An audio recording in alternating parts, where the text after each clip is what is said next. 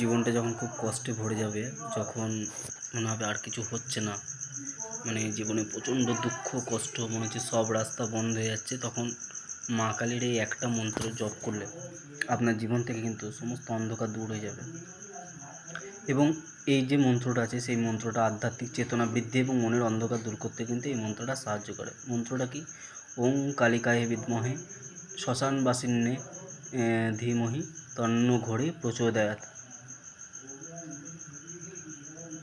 অর্থাৎ কি, মানে সরলার্থ করলে যেটা দাঁড়ায়, আমরা কালীর আরাধনা করি যিনি শ্মশানে বাস করেন, সেই ভয়ঙ্করী দেবী আমাদের বুদ্ধি ও চেতনাকে আলোকিত করুন। অর্থাৎ মা কালীর এই মন্ত্রটি যদি আমরা এইভাবে নিজের মনের মধ্যে এটা ভাবি যে মা কালী আমার সমস্ত দুঃখ কষ্ট দূর করে দিচ্ছে, তো দেখবে সমস্ত কিন্তু অন্ধকার দূর হয়ে যাচ্ছে।